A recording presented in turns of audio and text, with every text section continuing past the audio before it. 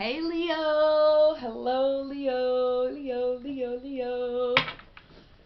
Let's see what's going on for Leo. What do we got for Leo? Whoa, I'm just tossing cards around. I'm putting them back in the deck. Okay. Got some future cards. I'm freestyling today. I got this big open space and we are just going for it, okay?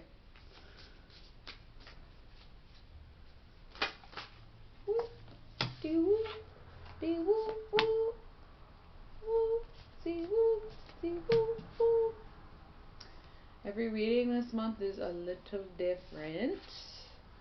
Going with the flowing. Okay, that feels pretty good to me. Oh yeah, this is definitely good.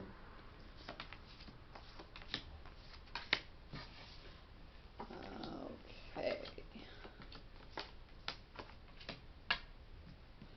Alright, alright, alright.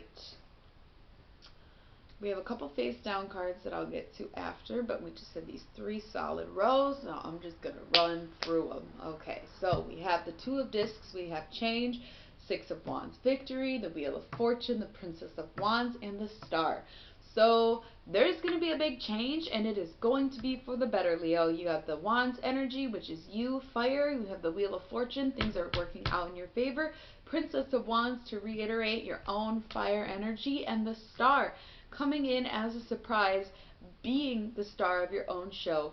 Things are changing for the better right now, and I could not be happier for you, Leo. Every reading that I've done today has been extremely different in energy, and you are, this is something about fire signs today, because Aries reading was really upbeat and positive too, and the rest really haven't been. Obviously, I'm only on number 5, but I'm just noticing it is a good time to be a fire sign, okay? So next row we have the 4 of Wands, completion, the 5 of Discs, worry, the Prince of Swords, the Chariot, and the 5 of Swords, defeat. We do have a little bit of stagnation in there with the 5s, but this is an end to that stagnation. You have completion. It is wholeness, but it is also the end of a cycle. This is the end of you worrying. This is the end of you fighting. This is maybe the end of the easy road, but this is the end of feeling defeated. Defeated can go either way. In this scenario, I really feel like the energy is that you are getting over and overcoming a lot of this stagnation period. It was really easy. It was kind of like a lazier time, like you weren't doing much, not a lot of effort was made. And that's why the Chariot is there with the 5s, but the Prince of Swords is that you were being a little combative, so it wasn't, you weren't at your best. But again, this is the cycle that's coming to an end, so stick with that top row energy right now. Down here we have the Hermit, we have the Universal Hexagram, we have the 10 of Cups, which is satiety, we have the Queen of Cups, and we have the Princess of Cups. A little bit of water at the end there. The Hermit is looking within and going within the self. The Universal Hexagram is divine love and divine union. Satiety, having everything you could possibly want and more. Queen of Cups, very nurturing, very motherly, very beautiful feminine energy. Princess of Cups, leaning right up with that. Okay, family dynamics down here.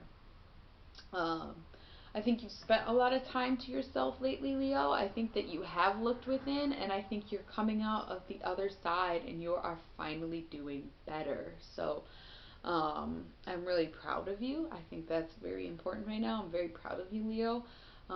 It looks like if you are in love, it is a very divine and blessed love, and it is going to last for a long time.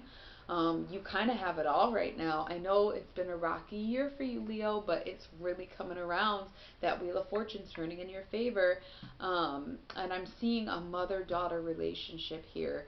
So it might be like your relationship. It might be people in your life, but mother-daughter dynamic. Feminine energy, soft, calm waters. That's what I'm seeing. So let's check out the space card. The Tower. That's so interesting. And the Princess of Swords. Okay, so despite the fact that things are good, things are hard right now. And I think when it comes to this Tower card being at the beginning of this reading, because it is technically the first card on the board, I think it's important to not take it too personally right now, and I think it's important to remember that everything happens for a reason, but we are going through something as a collective. And so I think it's really important for you to understand that that energy is not just yours. This is a very peculiar time that we're going through, and it's not necessarily your fault right now. For the first time ever, the situation is not your own fault, right? So I think that's going to take some getting used to, but I think you're doing a really good job. And this Princess of Swords, maybe, you know, you still work for what you got, and there's nothing wrong with that as long as you're not overworking yourself, okay? I think that was good. That was really good. Let's check out these future cards. And then we'll pull a demon. I forgot my number card, so you're going to have to get a lucky number at the next one.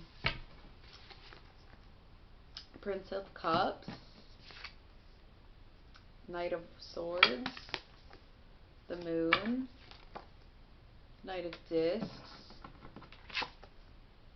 Two of Wands, Dominion. So lots of masculine energy now. Stepping up and being a man, even if you're a woman. Okay, metaphorical. No gender roles here, but masculine energy. The Prince of Cups is here to remind you that you have growing to do. The Knight of Swords is here to remind you have work ahead. The Moon is here to remind you to manifest the life you want. The Knight of Discs is here to remind you that you have it all and you are the maker of your own reality. And the Two of Wands here to represent that relationship that is going so well for you right now, Leo. I think, boom, summed up perfect. This is not a very long reading, but it doesn't need to be. Okay, I love it. Whoa, that's a little too many. Let's see what's going on in the work life of Leo. We got Oribus. Oribus. Let's see what Oribus has to say.